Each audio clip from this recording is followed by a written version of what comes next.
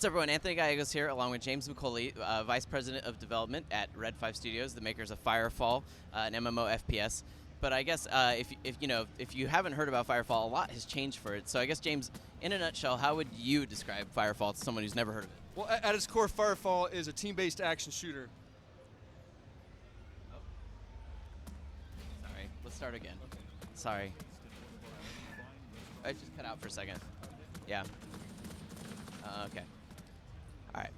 What's up, everyone? Anthony Gallegos here from IGN, alongside James McCauley, the Vice President of Development at Red 5 Studios, the makers of Firefall. James, for people who have never heard of Firefall, I know a lot of it has changed in the more recent times. How would you describe Firefall in a nutshell?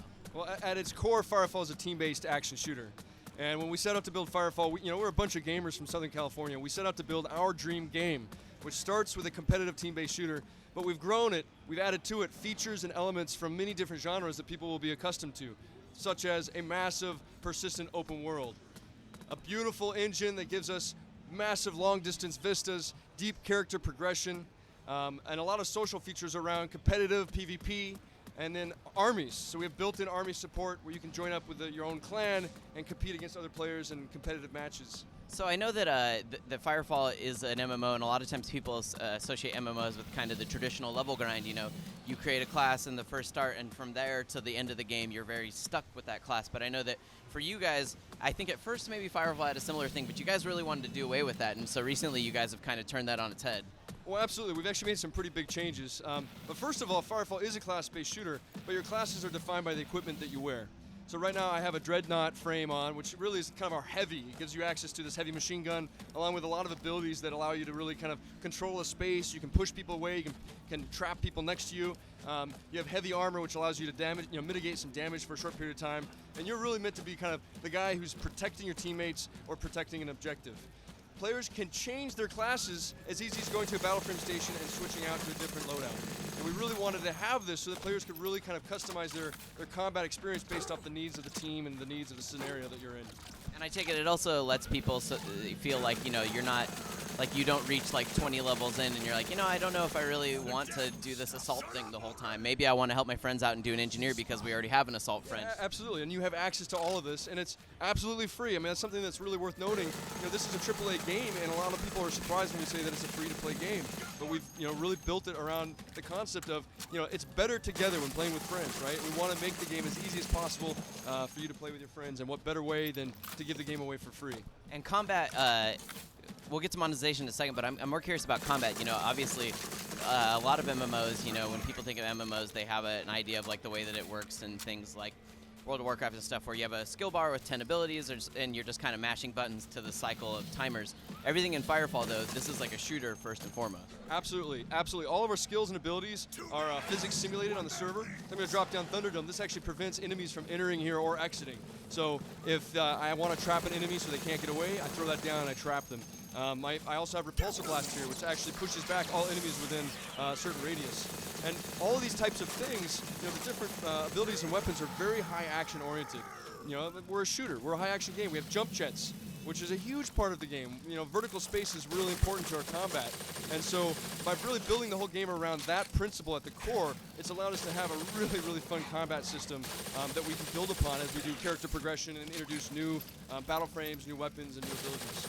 So I imagine, though, that when you're designing these environments, knowing that your characters have all this vertical movement, you have to design them in such a way where you're planning on them going for vantage points. Like a person that might be light armor is going to try and fly up to a place where they're harder to hit, that sort of thing. Absolutely. And we spent a lot of time on our engine. This is our own engine. We spent a lot of time building tools that would actually give our artists the ability to build some just gorgeous vistas. Like if you look out here, you see this concave terrain. A lot of MMOs, a lot of engines have 2D height maps, which means a lot of times your cliffs are kind of vertical, they're less defined. But with our engine, we're actually able to make these just beautiful cliffs and overhangings, which play a really important role in our combat, our vertical space. So, earlier we were talking that Firefall is a free-to-play game. How do you guys monetize it then for people that want to, I guess I'm trying to say, obviously the question always comes up, right? Is a game play to win? Is it, how do you balance the free-to-play element with the actual game design? That's absolutely a great concern. To be perfectly honest, Up until more recently, we've really kind of taken the philosophy that, look, if we build a fun game, people will play it, and if people are playing the game, we'll be able to find ways to generate revenue to keep us in development. Our focus, first and foremost, has always been on building a fun game. We kind of have that Field of Dreams mentality. Like, if you build it, they will come. Just recently, though, I'm really excited to share with people that we have just launched our beta testing storefront in-game. And it really it's not complete, and we know we're not going to get everything perfect on it, but we've just now, like last week, turned on the ability for beta testers to spend money to purchase red beans, that's our in-game currency, to unlock a handful of different things. And so I'll go ahead and jump down to Luau Larry, and I'll show you some of the stuff we can buy, and just to get this party started. So obviously, as an MMO, as we're kind of journeying through this town, a sense of place is a big part of that. How do you, like, when you guys are designing these environments, is there like a story element to it? Like the quest that we're doing, obviously a lot of it involves around first-person shoot, but we're not just like killing a bunch of guys doing that sort of thing. We're doing these stories that revolve around these people. Can you talk about the story at all of Firefall? Well, absolutely. So, I mean, we have a deep, a rich story element to Firefall and a massive world. A big part of the experience for players, it's not questing. It's not like hand-holding players to go kill, to kill X number of creatures and so forth. It's really a world that's fully dynamic and things happening all around. So, going to your world map gives you access to data about what's happening in different places in the world. And what we're building is a world that is dynamic. We've built a really robust AI engine that allows us to build a behavior state machine around AI so that the AI themselves will actually be making smart decisions based off things that are in the area. So, for example, if there's a pack of piranhas and they're down on the beach and they're becoming hungry, eventually they'll start to want to go get food. But they're not very brave. They're kind of weak little creatures. Eventually they'll build up enough hunger that they're like, I don't care. We need to go and get some food. And so they'll, as a team, go out and try to find some brontodons. And they'll kill the brontodon and actually eat food. And once they have the food, then they will they'll lay eggs and continue to grow kind of the ecosystem. And in that way, all of our AI plays a role in the shape of the world and what is going on or what's not, and the player actually has a huge impact on whether they're killing these creatures or they're attacking the chosen. The chosen will or will not attack certain objectives, and the world is very dynamic in that nature. Yeah, I remember you that I've this game, as far as there being these dynamic things, that there will actually be like AI that will attack towns, and if you aren't there or other players aren't there to help the towns, apparently they can lose the towns. Absolutely. So here we are in Copacabana. Right now we're in a peacetime. We're safe. And it's a beautiful day, and we have vendors, we have our manufacturing station, we have all sorts of things we can do here. But if players don't keep the chosen from attacking nearby objectives, nearby settlements, they'll eventually build up enough of an army where they'll come into town and try to attack and take over the city, which they actually can do. So here from town, I mean, if we want to go back to see, I think you were going to show us some of the monetization items that you guys have. So just this last week we introduced monetization. We also added a new feature called the New You. So here we can go ahead and access the New You, and this is really where you can customize your character. So you can change your skin tone, your head, your voice, but you can also select different hairstyles. Eventually you'll be able to select tattoos and decals and really just customize your experience to your heart's content. Let's go ahead and check out our hairstyles. And we see we have all sorts of different hairstyles here. And these, you can actually, some of them are free and you can grab, others are premium. And that's really, back to your question earlier about, monetization. We want to give the game away for free, absolutely free. We still need to find ways to generate revenue that allows us to continue building the game for many, many years to come. And we feel like cosmetics are a big part of that. So I can go ahead and let me go back and change my hairstyle. I'll go bald for now. And head on over and I can go ahead and equip my mask. My really cool mask, so that I can intimidate my opponents in PvP. Or I can put on my tiki hat and just look cool, so I can jump on out. But you know what makes this even better is if I had some sunglasses, so I can go into my eye ornaments and, go into my eyes, and let's go ahead and select my... I think it's clear he needs a monoclops. Let's do my monoclops. And so that's 40 red beans, no big deal. I'll purchase this, yes. And bam, there it is. Now, so we want to take a bigger look at that, hide my hat. So what about other monetization? Is there going to be things like experience boosts and that sort of thing that we've seen in a lot of other free-to-play games? Not paying to win or anything like that, but sort of like, time investment versus, monetary investment. Absolutely, yeah. I mean, so we're not, we don't believe in pay to win. So just, to keep that one clear, we're not planning to sell the BFG 10,000 that allows people to just dominate a match.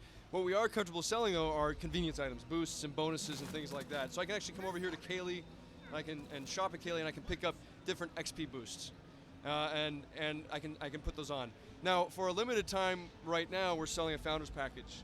So if people are really excited about Firefall and they want to support us, and they want to be part of kind of the first wave of people participating in the Firefall universe, they can purchase a founding membership, which gives them a permanent XP boost. A 5%, 10%, or 15%, depending on the level that you purchase. So Firefall, you know, we obviously as a MMO, everyone expects there to be PvE, and people that want to play PvE can play that the whole time. But PvP is also another huge element for Firefall. Absolutely. The PvP side of the game is a huge part. We're really building a competitive game. You know, we're focusing on building out tournaments and leaderboards, and we want to make sure that at the core, Firefall is a highly competitive game with a high skill ceiling, so that we can really see just superstar players, you know, break free of the crowd and really kind of have this really impressive set of players to watch and to experience the game. So we placed a lot of emphasis on our competitive PvP matches. We also recently, this last month, rolled out our esports tools, which will allow players to actually view matches. So if you'd like, I can go ahead and jump in and check a match to view. Yeah, sure. Let's hop into a PvP match. So you don't even have to play a match in this. You can play, but you can also watch matches, because you guys actually want to build an esports scene around Firefall? Absolutely. So much so that we've actually invested in building out a mobile gaming unit, which if you guys have the time, you can check out. It's in the parking lot outside of the Paramount Theater. And it's a bus that we had West Coast Customs do up right. They fixed it up to look, they built it out to look like it came straight out of Firefall. And it has 20 gaming stations on it and a server that can host up to 1,000 players if we were to go to a LAN event or a competitive league.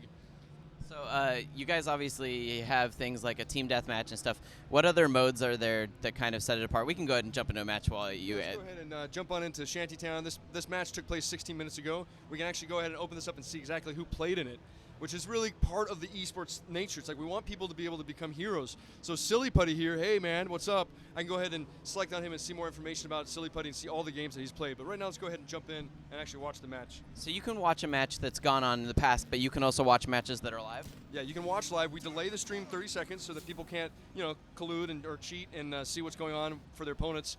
But we also have a special set of tools for broadcasters. So anyone who's interested in shoutcasting Firefall matches, we're going to end up building a system where we can give you special access to tools that allow you to actually kind of referee a match. It will allow you to actually pause the match, adjust teams, reset scores, so that if you're heading up a tournament, you have the tools to really manage that properly.